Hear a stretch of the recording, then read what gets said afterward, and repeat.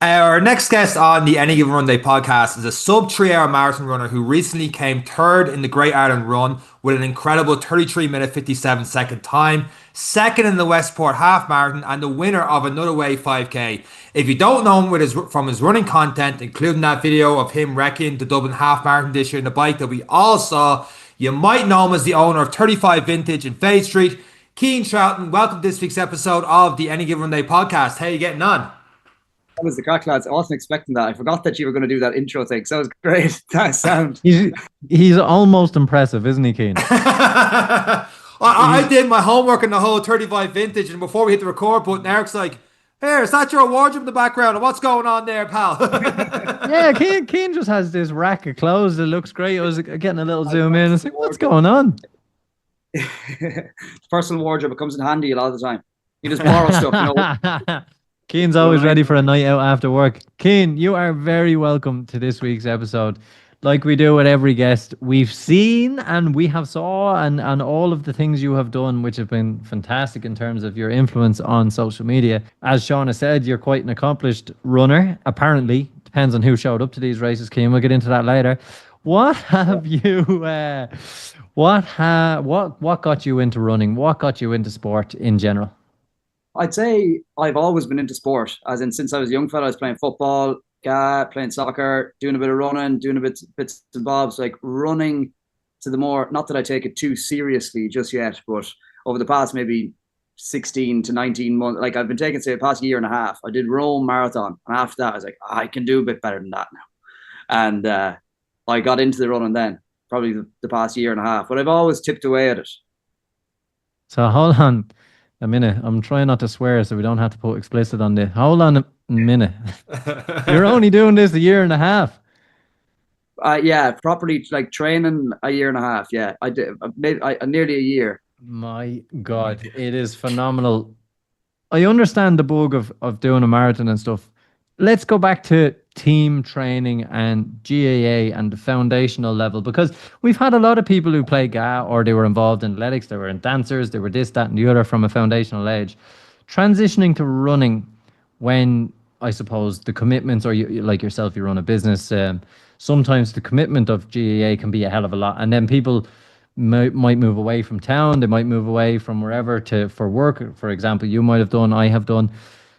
Running then becomes a natural fallback. But what did you notice most about the transition from sports, and what foundation did the sports and did the GAA give you? Because let's be honest, you carry the fitness, you just transitioned it into running. So what foundation level do you think it had? I'll start that I wasn't a great footballer at all. I was on the bench, so like never a great footballer, but I always kind of liked the sport. Probably had a little bit of not natural fitness, but I always liked running. So I'd be like playing half back, and that was like my position up until I went to college. So I played all the way through the minor ages up to university. I did sports science in DCU for 4 years. So once I went to college, I wasn't traveling back to Mayo, back to Kilshima to train on a Tuesday evening with the price of diesel and all that kind of stuff. I was too busy partying, enjoying myself up in college. So and the drinking bands would have got you. They would have got you, Keane. You know, it catches us all. I suppose, to be honest, like I was running. Like it'd be a lie to say I was running a year and a half, but like when I was in school, I would have been doing the community games. I would have been doing the school's athletics. I would have been doing cross country and stuff like that. But just when you ask anything to get out of school, like the rest of us, that was the only reason. Because that was the reason why you had the full day off heading up to Athlone or whatever for the school's athletics. I was like, oh, what do you do? Oh, I'll do the 800-meter walk or the 2K walk. I did the walk. I was the under 12 Leinster champion. I was about 2 foot taller than everyone. It wasn't because I had ability. No, whatever the quickest thing was. What's the shortest and easiest thing I can do? The 100-meter sprint. Yeah, sound. Get absolutely crushed by a load of lads from all over the country in the 100-meter sprint. I think I did the 400 one year as well. And shot put, of all things, with my little arms. Athletics. But it is good, though. And I know we joke and we jest, but it is... You have said you aren't a runner. I have said I'm not a runner. And yet we talk about these times we were just thrown into sport and just did it to do sport and be involved and move and get involved. When you look at how you were through your ages and you come into this, I only started running 18 months ago. What was that major shift for you to go, do you know what? I've done this, I've tried this, I love being active, I want to take on a marathon? What got you into that running element? Well, my first marathon was Rome Marathon back, I think, in March 2023. One of my good friends, Cian as well, his name's Cian as well. He's big into the running, and he needed someone to go with him to Rome for the holiday. Do you know what I mean? So he said, "Will you come over and do Rome Marathon?" I was like, yeah, sure, I'll give that a go. People, I'm surely I'd be well able to do a marathon. I think I had done I'd be able to do a 10K fairly easily enough, and I tip away with a few training runs every now and again, just like a couple of kilometers. I was like, I'll train for a marathon, be something to do, and a bit of a holiday to keep him company. So I started to train. I think I did maybe a 12-week training block, and by all means, it was I was walking for some of the marathon. I remember specifically actually stopping at 35K. They had a barbecue, so I stopped and had a burger and some chicken skewers for myself up on the hill at 7K. Walking at the water stops. Like, I was really just doing it to enjoy it, and that was my first marathon kind of experience and my first proper race as such. Like, do you know what I mean? Straight into the deep end. And then after that, I was like, I really liked it. I really enjoyed the training. It was me against me, compared to the, going back to your first question with the GAA or soccer team sports. Because I wasn't great, you'd be getting given out by your teammates. Will you catch the ball? And with the running, you're kind of liable to do it yourself. So that's what I kind of enjoyed. And I'm that bit older as well. So to come back and have your own discipline, and I'm kind of used to doing stuff by myself with the business. So yeah, that's probably what got me going. Cian, a 4 hour, 25-minute marathon for your first marathon while having your dinner in the middle of it and going to a barbecue. It's not a bad time when you put that part into it. Myself and Eric are actually pretty jealous. 4 course meal at 35K, a bit of vino and everything, Cian, was it? Didn't know you were doing the wine marathon out there in Rome. Plenty afterwards. After that marathon, then did you just get that feel good feeling at the end of the race that you went, okay, I'm going to do more of these things, or did you go, actually, I've got a point to prove, and then it was like, I'm signed up for the next marathon, or was it like, I'm going to build yourself up 5Ks, 10Ks? What went through your mind after that first one? Yeah, a bit of both. I was like, my friend Cian had ran like 3:09 or something, like really fast. And at that time, I was like, that is insane running. Like, how could you possibly do that? And I was just blown away by him. And I remember finishing the marathon. I mean, like an hour and a half after him, the lads are waiting for me, had 2 or 3 pints. And I met them at the bar. And there's a couple of other like runners who I was chatting to. And they were like, oh, well, you only finished there. And I was like, yeah. Like, I was delighted with myself. Like, I was over the moon. I couldn't believe him after finishing a marathon. Like, you only finished there. And nearly the look of nearly disappointment on their faces. I was like, what? Like, is that not a good time? Like, I didn't have a clue. And they were like, oh, like, we're finished like an hour and a half. And I was like, oh. And like, not that they made me feel bad, but they made me feel like, Jesus, if they can do that, why couldn't I? Do you know what I mean?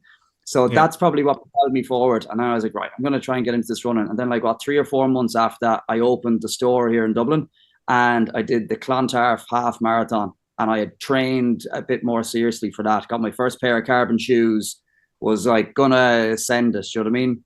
And I think I ran that in 1:35. And I was, again, over the moon, couldn't believe it. Like, and then after that, I was really got the bug then. I think I made a video about that. I started making the Instagram reels and posting more running related content at that time. So just this time last year, that's when I started, like, that's when I properly like said, right, we'll give this a good lash now for a while, and really got dialed in on the running. Joined Raheny Shamrocks and stuff. Cian, you have a post where, just to get into when you're joining Raheny, I'm assuming this is the answer to the question as you said that, but I'll ask it anyway. You have a post, you talk about your results in 2023 and 2024. Just to highlight two of the biggest ones, like difference in 5Ks between then and 2023 and 2024. The marathon, you went from a 4:25 to what we talked about at the intro here, a sub 3 hour, 2:55. And the 5K, and this is the one that really stood out to me, because when I looked at it first, I was like, hang on, was he just injured in 2023 and he did runs before? Because this didn't make sense. You had a 21:09 in 2023 and you knocked that down to a 16:23 by the end of 2024. You've since beat that time. What was the biggest change in training and mindset and running? Was it joining the club? What to get those times down that much? Like, we've seen progress, but that is absolutely insane progress in the space of a year or so. Thanks. I think 100% the consistent training. luckily, and touch wood, I haven't been injured yet, and long may it last. So like that consistency and the more just take it a bit more seriously, like recovering better, learning about running, consistently training, keeping the mileage up, doing speed work, doing interval sessions, training properly, I think. And that like that, that's all down to the coaches at Raheny. They're unreal. Do you know what I mean? And just being surrounded by people who are all into the running and like bouncing ideas off them, training with more people now. I think it's just brought me on, like, and will bring anyone on tenfold. When someone's listening to this, they're going, how? How the hell has he got? That's what went through my head when Sean put out the figure. So I'm going to ask, what does a week in the life of Cian look like as this new dedicated, committed runner? Like, mileage is one way to put it, but in terms of time, you know, how much time a week per day or sessions are you putting in that have taken you in? And we're talking 12 months. See, a lot of people, again, here's along with the question with a preach as well. A lot of people want to be fast, like me now, and I want to be fast for the race in 6 weeks.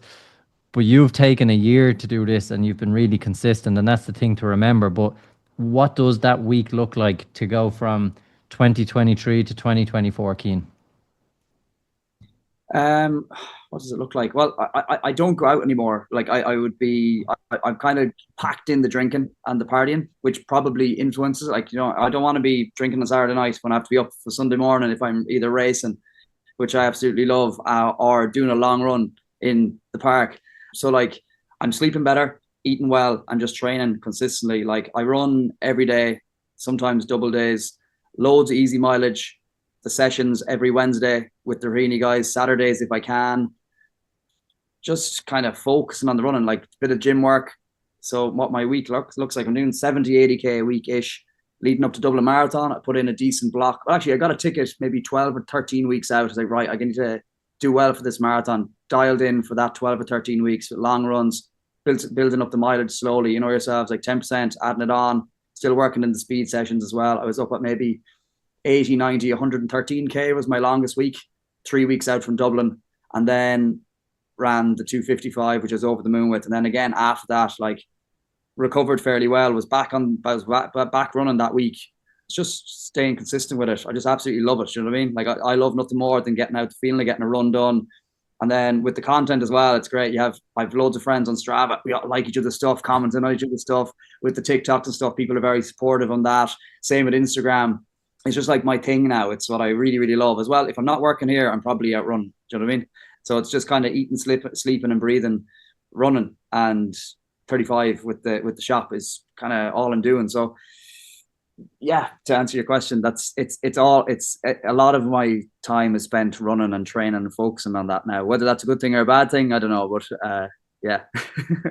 Cian, had you just said you got really fast because you wore one of those vintage Nike tracksuits from the 80s, I would have been straight down the shop, man. I would have picked one up, no bother. Look good, feel good, run fast, something like that. Yeah. Absolutely. Cian, your content there you touched on is phenomenal. There's so many different ways to go with this. One, I don't know how you do so much content. Like, I was scrolling through your stuff and I was like, geez, I'm gonna have to go back loads of posts, and I checked, I was like, oh, I'm only have to go back 3 months. I'm like some of you are doing 2 videos a day, and it's not just a quick template thing and go. Like, you're talking yourself through and all the rest. One of them I watched was there's twofold question. One on different types of runners you're wearing, and you're also getting into the barefoot shoes as well since that. So I want to know your thoughts on changing your shoes for different types of running and how you find adapting to barefoot shoes as well, and if you use them in your cycle now. So with the barefoot things, yeah, I only started doing them about 5 or 6 weeks ago. One of the guys at Raheny used them and swears by them. He ran Dublin Marathon in them and stuff. And he just swears by them. He's a doctor. And He was saying, man, it makes sense. Like, it makes sense for your natural foot position, arch support, stuff like that. It'll strengthen your feet, strengthen your calves, and just works up your joints well. So I said I'd give it a go. So I picked up them online, and I'm wearing them right now. I wear them as like daily standing around the shop shoes. And regarding rotation, definitely a big believer. Now, again, running is supposed to be an accessible sport. Everyone's supposed to be cheap. I probably spend more money on shoes than I should, but I have a huge selection of trainers. I have like 3 or 4 daily trainers, race day shoes, tempo shoes, all of them. So rotating them around, I really like. but I'm a big believer in switching up the shoes because every pair feels that little bit different. So I definitely have my really easy shoes, my fairly easy shoes, my middle of the park shoes, my long runs, my race day ones, temper ones, track shoes. Like too many to list off. But definitely think having that rotation is really important. Have you got them barefoot feel shoes on now? Have you? Yeah, I do. Yeah. Give us a look. Give us a look. Are these one of these like fingers for toes type things? Oh no, they're Oh fairly no, No, they're good. not. flat They're toes. just flat. They're in Oh. bits, but this is kind of what I batter myself around in. So Uh, to describe what we've just seen, it just looks like a normal shoe, but the principle is obviously wider. It's giving your foot room to do its thing in the inside. Is that what I'm getting at? It feels like you're wearing socks, really. Wow. And do you not find, like, I found, I thought I was getting a bit of plantar fasciitis and I was feeling things. And what someone actually said to me was, it's actually me being in my bare feet all the time on the tiles in when we're in Dubai or here in Mozambique. I'm always in my feet because it's always hot.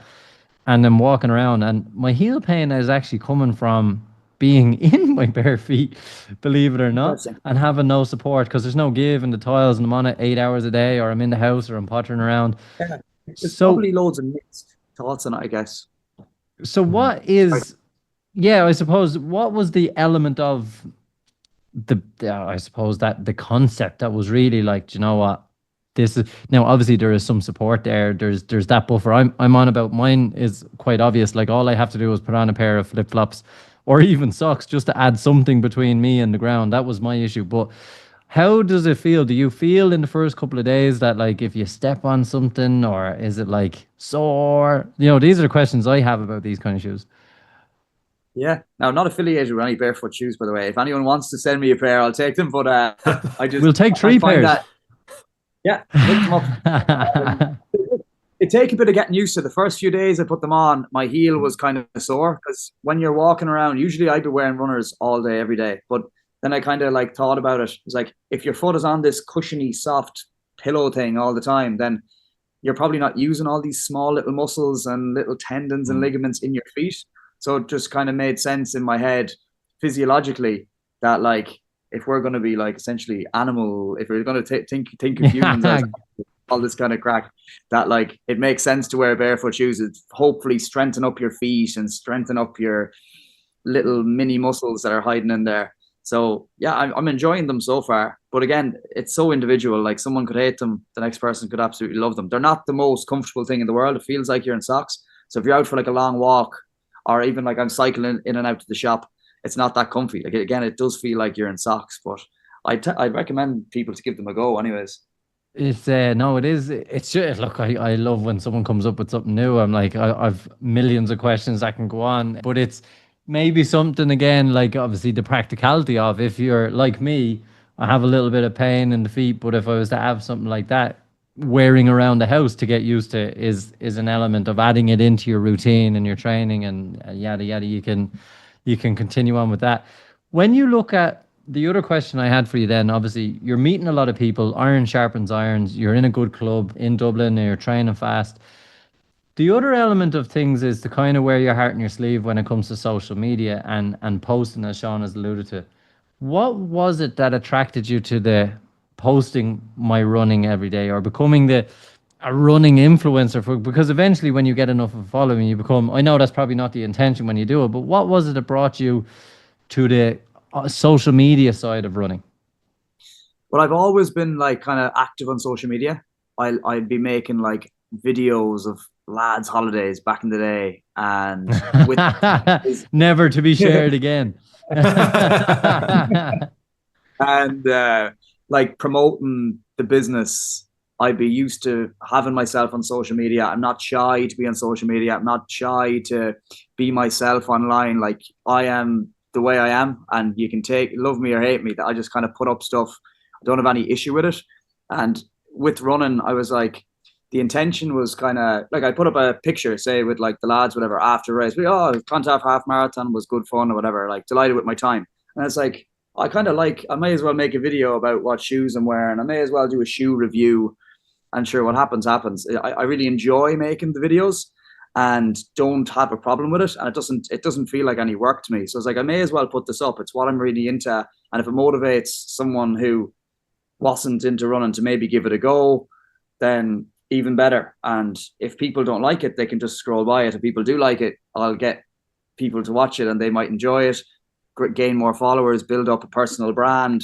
And like the main thing is like, why not? Do you know what I mean? Like, what reason would I not make videos of something I absolutely love doing? It's class looking back in that journey, I suppose. Then in a couple of years, I've done this and this, Yeah. and one of the recent things you did was you got a VO2 max test and a lactate testing, and you can see you're going through the mask on you and all the rest, and people can actually see, okay, that's what you go through all that. My question is, because we've had different people in the podcast talk about just do VO2 max, just do lactate threshold, and they've had that kind of button of heads, not obviously in the podcast at the same time, but they're arguing stuff afterwards. And me and Eric aren't smart enough to argue any of them. Why both? Speak for yourself. Yeah, I'm right. I'm not a scientist either, but one of my friends, Roisin, was looking for participants in her master's program. She's getting comparing two different protocols for VO2 max and lactate testing. So I was like, oh, absolutely, I'll take that. If it gives me a little bit more of an accurate reading of where my thresholds are at, where my zones are. I know the watches, I use a Garmin. I don't know about you guys or the listeners, but yeah, same. It was very similar, actually, to be honest. But I just said Oh, I'd take wow. the opportunity. Yeah, bang on. Yeah, my VO2 max on my watch was the same as the proper test. So okay, I know you're at an element of pretty fit and your consistency, because Garmin is very much built off the consistency. So it probably gave you quite a high reading. In terms of maybe I'm jumping ahead here. I'd love for you to continue this as well, because we are really interested in it. When you're looking at heart rate, if you can include, like, when your watch says this is my zone, how accurate were they? Yeah. They were very, very close, within 2 or 3 beats. Wow, I did not expect that. Yeah, it was interesting because they say you can run at your lactate threshold for an hour, but like I personally think, I think mine was 172, say, for example. It was my lactate threshold. After that, I flooded with lactate and fatigue very, very quickly. But in a racing situation, if I was at that heart rate, I'd be under immense pressure, wouldn't be holding for an hour. So it's kind of like the research is here and there, and everyone's obviously individual, and depends if you're training more on your threshold side or training really aerobically, like where you hit that. So it was just interesting to find out what it actually was, but the Garmin was bang on with that. So, and was that based on, because I know mine is done on age and it divides by and multiplies by and half my shoe size, and then all of a sudden I've got these zones that come out on the other side. Were you just doing the bog standard from signing up on Garmin, and then obviously training consistency, and then it's spitting out, oh, your average, your superior, you should be training, yada yada yada. But like, when you got onto that test, or you did both tests, what were your initial thoughts of both of them as soon as they were complete? And which then, were they both giving you pretty much the same answer, or are we ruining your friend's thesis in the masters, or what were the key signs or key indicators, and which one did you prefer? Well, they were both they kind of go hand in hand together. So your VO2 max is kind of a nice to know number, but it's one that you can't really affect that much with training. It's your top end stuff, and like how much oxygen you can use per minute per kilo of body weight. It's something to do with your body weight and your lung capacity, essentially, how much oxygen you can actually use and take in. And with the lactate threshold, is probably the one that people would be better off knowing to implement into their training, because if you're training in and around your lactate threshold zone, you push that out a bit more and you're able to stay in and around that zone. You build that by doing loads of aerobic stuff. So between like easy enough pace, like zone 2 conversational stuff, stretches out the length of time you can run until you hit that lactate threshold where it starts to go off up. So it was a nice to know number. But again, having it on the Garmin already, if you're training in your zones, it's a little bit more advanced to be like training lactate threshold. And to be honest, I don't really do it that often myself, and I probably should. It could make a difference, but like the more serious guys would be on the track testing their lactate, making sure they're not going too hard at their track sessions, because you can overtrain then quite quickly and you're not going to be able to perform the next day. To keep on that theme, Keen, you say the more serious guys, but the last couple of topics here has been like you find that extra couple of percent, the right runners and different things, and the VO2 max test. And one that I didn't know you could do, one of your videos you had about altitude training in Dublin. I thought Dublin was Yeah, pretty flat. How'd you go about doing that? Until you do Dublin Marathon, Sean. oh, yeah. Cool spot. I think it's Trilab out there on the out near the Red Cow direction. The guys are sound. It's cool. You're popping on a mask that basically reduces your oxygen intake and feels like you're at 3,000 or 4,000 feet. I don't know. Have you ever been up like No. high? I've never tried run that anywhere near that high. If I was anywhere near that height, It's a different ball game. Really, really tough. Like heart rate through the roof at like slow paces. It's interesting.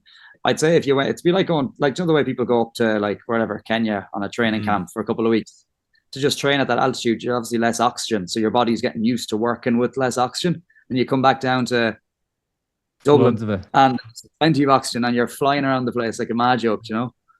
was it frustrating with the mask on and being like, I know I'm faster than this, guys, I swear. It was a cool experience. Like it's hard. Like you have the ability to take off the mask if you want and breathe in fresh air, but it's like that thing where you're Defeats the tricking purpose. yourself. It's like, no, I'm going to leave it on, but like recovering afterwards, like you're literally heaving for air. It's a cool Wow. experience. You get it. Like, if anyone's ever been skiing, this is going to sound really amateur next to this. But when you have to walk with your skis, if you're, even like 400 meters, because you're at 3,000 meters or, Yeah. 2 8, depending on which resort you're in. If you have to walk up a hill, even back to your hotel, you're like, at the end of it, like that. And myself and Sean did a trip to Canada and we went to this lake and we were up high. And the two of us at the time didn't realize, but we walked up about 100 steps from a viewing point, and the two of us were bent over the car in an absolute jogger.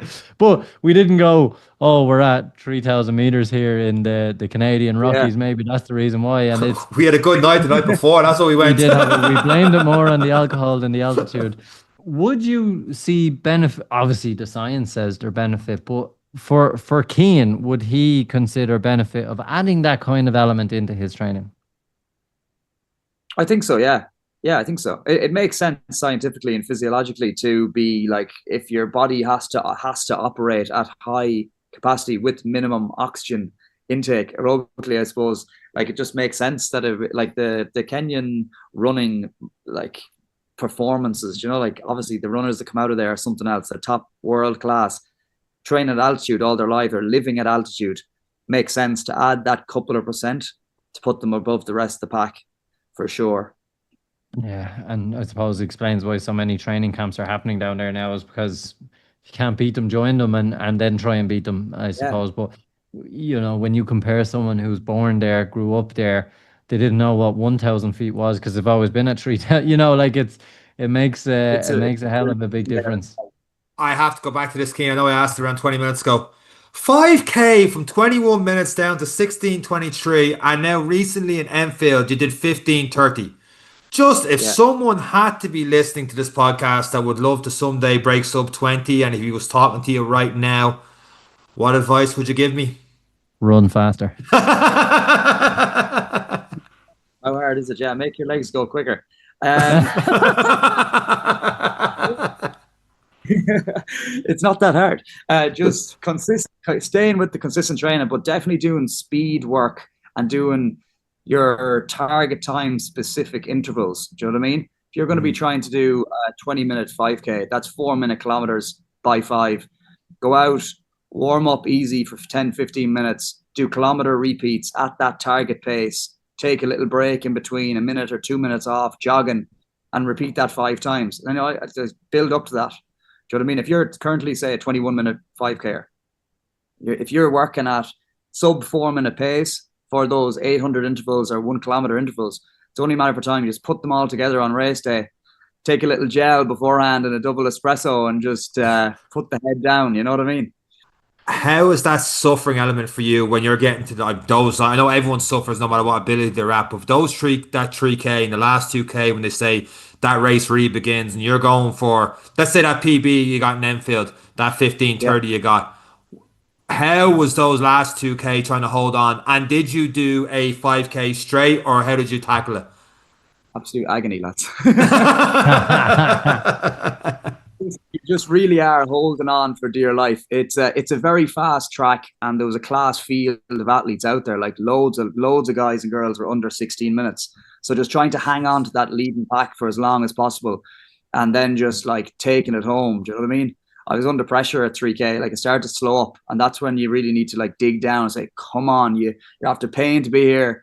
You're after driving all the way down from Dublin in the pissing rain to send it here. Like let's leave it all on the pitch and just putting the head down and getting stuck in, focusing on the breathing and leaving it all out there. Do you know what I mean? You don't want to be coming with the last kilometer and feeling like you have too much in the tank. You want to be stumbling over the line in a 5K, especially.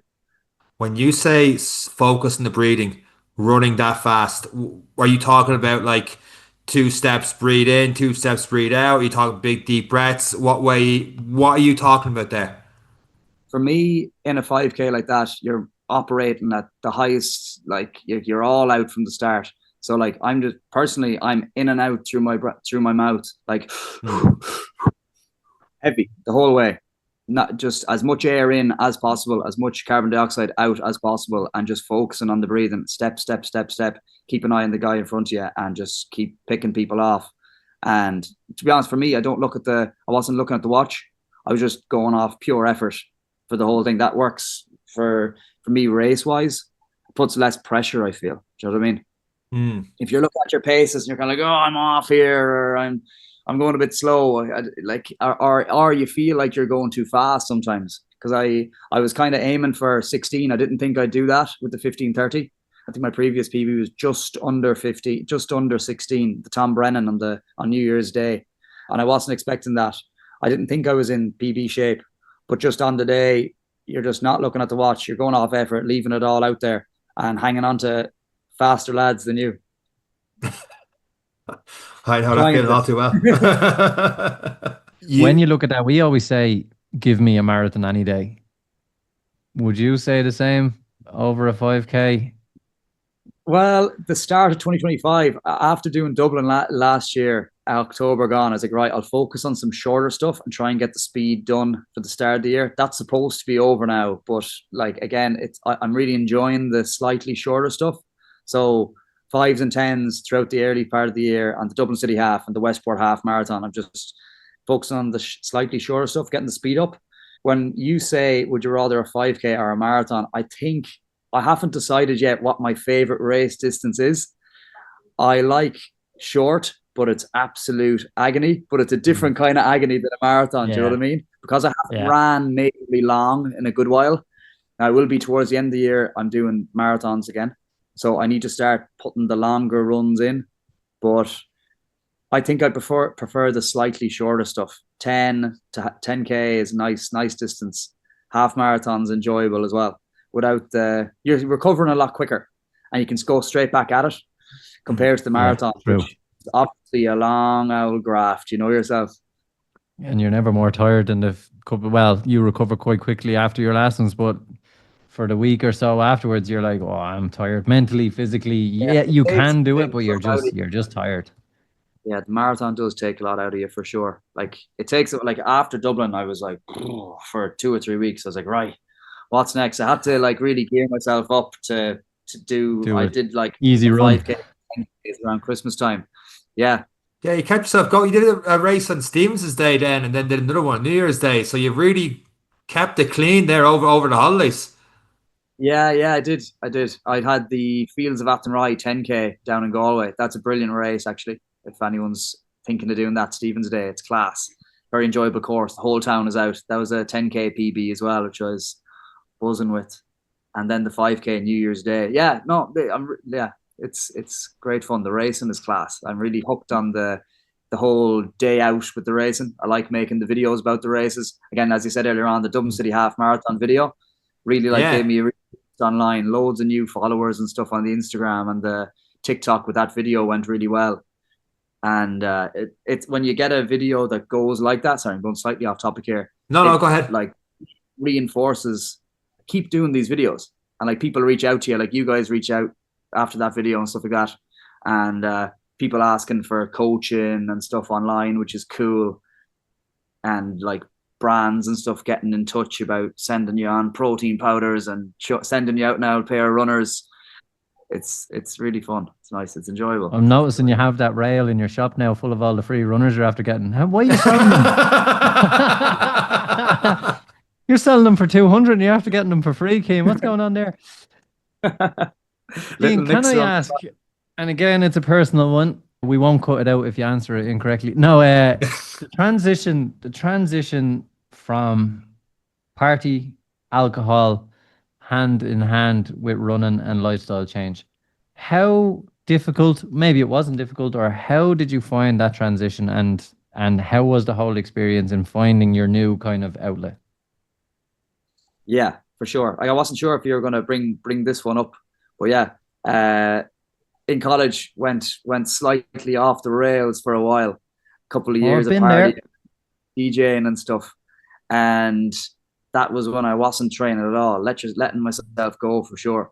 Chinese spice bags every night of the week, 3 or 4 nights a week, yeah.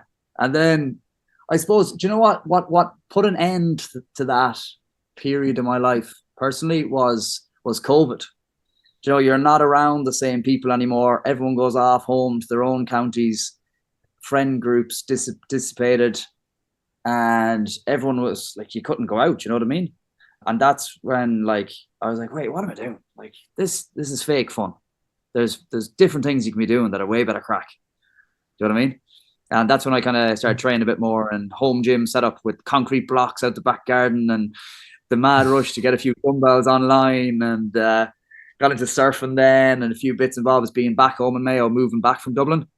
And that's when I started the business as well. So that was a big change for me as a person. Feel like a new man now, actually.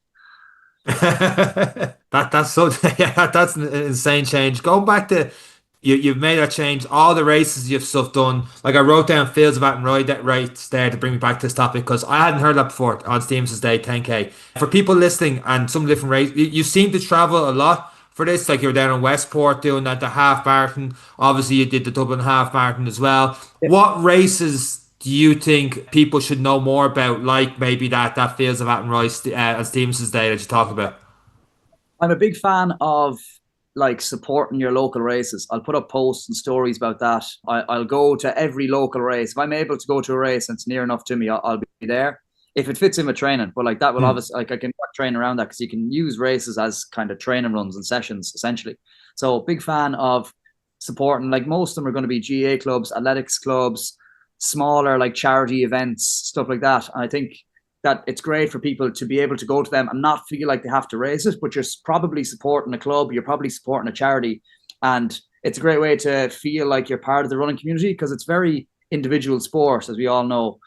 But there's so many people that are individual that don't realize so many other people are running, and the amount of people I meet at races that say, oh, the videos and stuff is cool as well. But races that I recommend doing are whatever's one is closest to you. If you go on to, there's loads of websites for them. Keep an eye on Facebook pages, ask around. If you're not in a running club, join one. And if you're not, but if you know, there's loads of Facebook groups and running calendar. Races and all the rest, yeah. Pop-up races. Any given run day podcast events page. Just throwing it in. Trying to throw it in there. If you're running a race and you want it advertised, put it up there. Deadly. And that's the great thing that you're doing. Off the back of that, I have to ask, because obviously people know you now for the races and the report and the recaps and stuff like that, and the videos you do are class. You're going to all these races. Some of them, you said, are not races, they're training events, and you're on Strava, you're very active. Does it ever get in your head, the starting line, oh, I might put up a half marathon this time, I better try and beat that at this race, because people are going to be asked about it and be like, oh, that wasn't a great race for you, Cian, 2-3 minutes off your PB, what's going on, is everything all right? Does that ever play with you? Slightly. I feel like it's hard not to race a race. Do you know what I mean? I'm quite a competitive person by nature, so if I'm towing the line and I see someone kind of looking a bit serious, I'll try and cruise as best I can. But it's like the difference between knowing when enough is enough or knowing when you've done enough. Like, if I have my A races and my B races and the ones that are like just a bit of fun for the day out, and it's not about winning, it's just about kind of enjoying it. So if I was if there was a bit of a niggle or something during a race, I wouldn't be running through it. I don't think that's worth that if it's not your A race. Now, if it's Dublin Marathon and you're on for a PB, you just gotta go. You gotta go. You gotta go. Do you know what I mean? What defines an A race for you, Cian? So like, is there different goals, different times of year? The shorter races now, you've got certain ones for PBs and build up through the rest of the year. Is that where you're going at the moment, or is there certain races that have your heart? You're like, I have to be best there. I'll kind of pencil in a few like that for sure. The Clontarf Half Marathon on the 5th of July will be the next A race. So I don't think there's anything in between there. And maybe something small, but nothing hectic. But the Clontarf Half, I'll be looking to get a PB in that, hopefully, all going well. If there's no strong headwind coming down the way like there usually is. And then I'm doing Valencia Marathon at the end of the year as well. That'll be another kind of big one. It's a fast course and stuff, you know yourself. So I'll be kind of marking that in as the A race. But then again, Dublin is hard not to race. That crowd. Do you know, that crowd is insane. Like, do you know what I mean? And everyone, I again, as I mentioned earlier on, I got the ticket kind of last minute off one of the guys who picked up an injury a couple of weeks out before just last year. Everyone was saying it's going to be the best day ever. Like, you know, you're going to have so much fun. I was kind of nervous about it because I hadn't done that much long run training. But Jesus, Dublin Marathon is just unbelievable. And is that the first? That's the first time you broke sub 3 hour? Yeah, that was my second marathon, yeah. So you've only done 2 marathons today? Yeah, Rome back in 2023 and Dublin just gone. Cian, starting line, and you're going, right, I'm going from 4:25 the last time I've done this. I haven't quite got that distance again. And are you thinking from the get-go, we're going sub 3 in this one, or are you just like, it's a fun day, I'll hang on for as long as I can? What's going through your mind? I didn't have a target. I knew I'd do it a bit faster, but I didn't have any target time. I thought I'd run 3:15. If I ran 3:15 in Dublin at the current level of fitness I was last October, I would have been over the moon.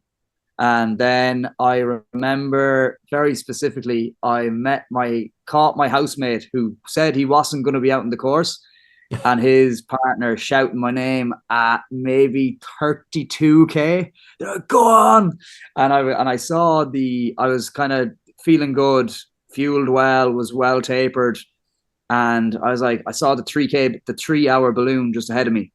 And I was like, right, I'm just going to go and catch that fucking balloon right now. And then just kept on plowing home. I basically sprinted home the last like 5K. I think there were like 3-minute 40Ks, the last 5 or 6K home. Jesus. Yeah, I just had it in the tank somehow. It's just the consistent training, but I wasn't expecting to go sub 3 at all in Dublin. And unlike Rome, there's no barbecue at the 35k mark, so you're good. No, exactly. I wasn't stopping for it either.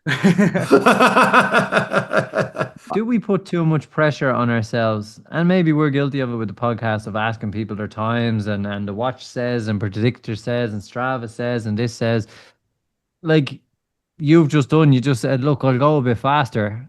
How fast? I don't know. But are we probably setting our own mental blocks on the times we can run?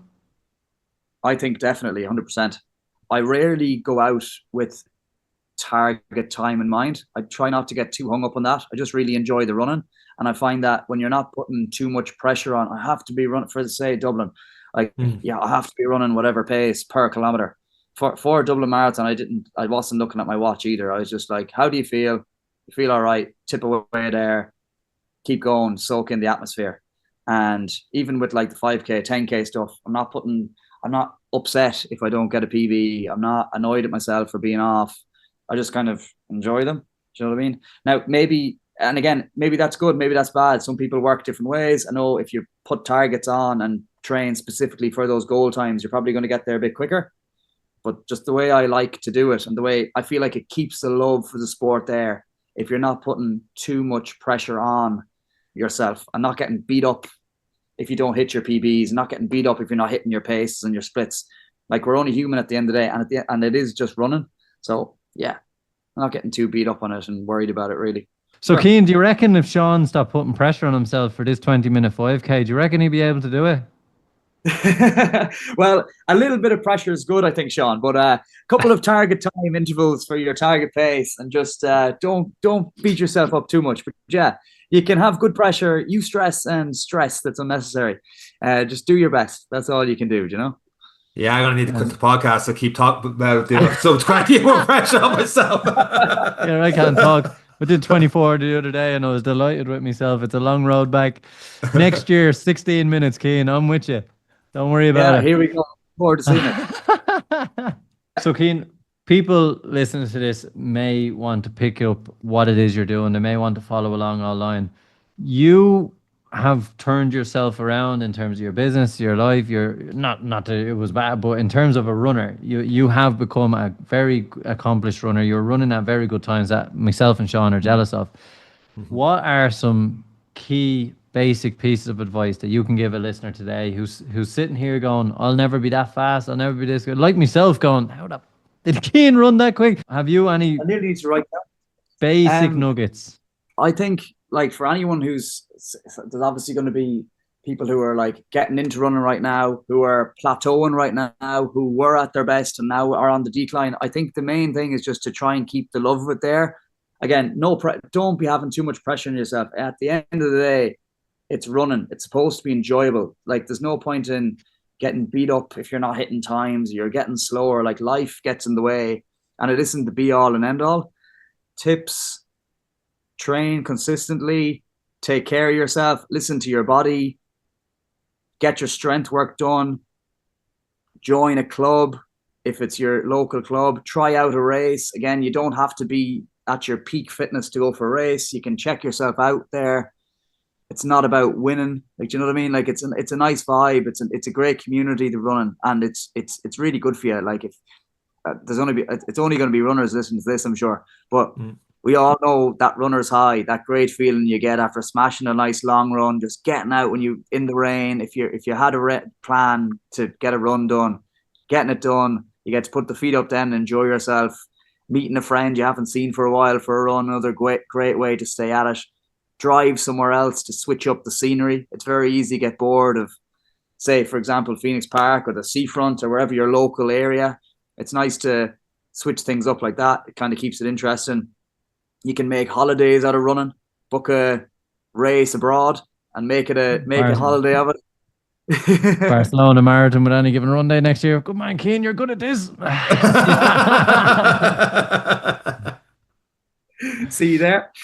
That's what I say, really. Like, do you know what I mean? It's obviously not for everyone. Do you know what I mean? People like their own things, and there's loads of other sports you can get involved in. But for me, anyways, running's just great. Like, it's really changed my life and can probably change everybody else's as well. Just enjoy it.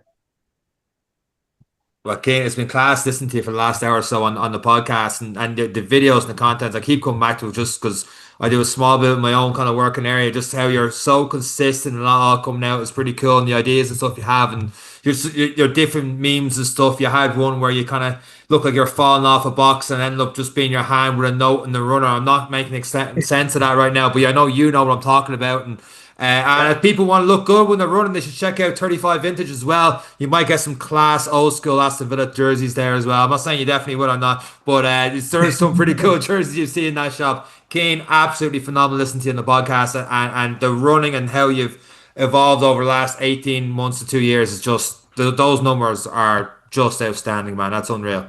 Thanks very much, lads. I really appreciate that. Legends. And that is it for this week's episode of the Any Given Run Day podcast. Myself, Cian, and Eric. Take care.